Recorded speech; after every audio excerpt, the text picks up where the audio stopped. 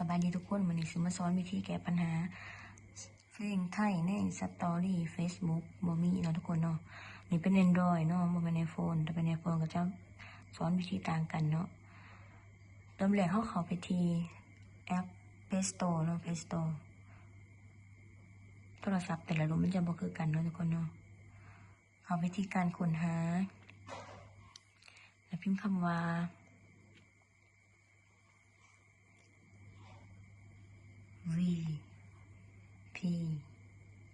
VPN Super เนาะนี่ทุกคนบางคนก็ว่าโอ้ขอเฮ็ดตามคลิปจะแล้วบ่ได้บางคนก็คอมเมนต์มาโอ้น้องสอนรายละเอียดดีได้บางคนก็ว่าได้บางคนก็ว่าบ่ได้เนาะแบบนี้มันมีวิธีที่สองเนาะวิธีที่หนึ่งนั่นบางคนก็ได้บางคนก็บ่ได้เนาะถ้าผู้ใดยังไม่ทันได้ดาวน์โหลด VPN Super Unlimited Foxy นี่ให้ไปดาวน์โหลดนะทุกคนนี่เครื่องข่อยนี่โหลดแล้วนี่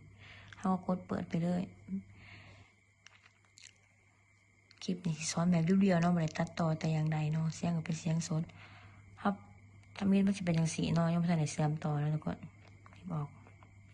แล้วกดปุ่มเชื่อมต่อก็คือสตาร์ทนั่นเองก็คือเปิดแล้วสตาร์ทหลังจากนั้นเฮาบีบนี่ออกเนาะเขาวิธีการตั้งค่าย้ำว่าโทรศัพท์แต่ละเครื่องมันจะบ่คือกันเนาะวิธีการซ้าย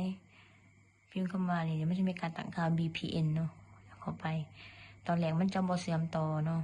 แต่ว่าตอนนี้มันเชื่อมต่อแล้วเข้าไปยังไม่ได้เชื่อมต่อใครจับเชื่อมต่อเนาะถ้าเป็นจังซี่แหละมันคือเป็นได้ไปเบิ่งใน Facebook แต่ว่าเขาจะบ่เปิดเพลงแล้วมันสิเป็นติดลิขสิทธิ์แต่มันสิถูกสไตล์อีกเข้าไปที่นี้เนาะ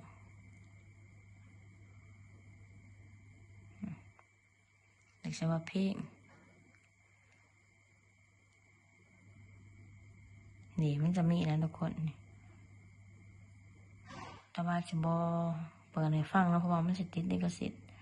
เพราะว่าลง YouTube มันสิเกิดสไตล์กับแบรนด์พิมพ์เพลงลองพิมพ์เพลงให้เบิ่งเอาเป็นเพลงสมงะโอ้ย